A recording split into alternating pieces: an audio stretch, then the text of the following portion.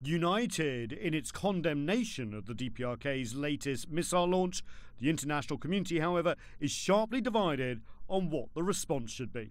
Russia is openly questioning US motives after Washington's United Nations ambassador Nikki Haley talked of war and destroying the government of the DPRK. One gets the impression that everything has been done on purpose to make Kim Jong-un snap and carry out further inadvisable actions. It is regrettable. The Americans should explain to us what they're after. The US also wants Moscow and Beijing to consider an oil embargo against Pyongyang. I think the Chinese are doing a lot. We do think they could do more with the oil, and we're really asking them to please restrain more of the oil, not cut it off completely. That was the most effective tool the last time the North Koreans came to the table, was cutting the oil off. China has condemned the latest missile launch and supports tougher UN sanctions, but it also wants a pathway to talks, not just more sanctions, which could raise tensions further.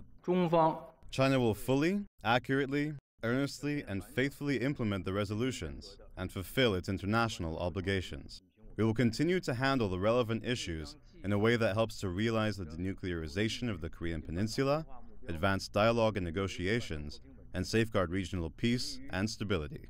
In the meantime, there is growing realization in Washington that the DPRK problem cannot be solved by Beijing alone.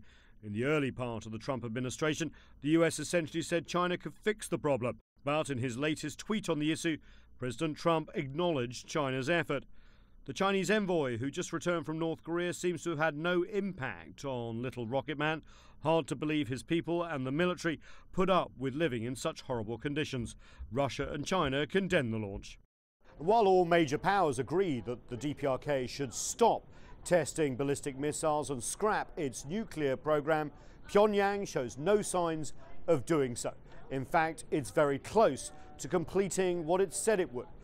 That is a small but effective nuclear arsenal that they think can deter attacks from the United States and its allies in the region. Nathan King, CGTN, Washington.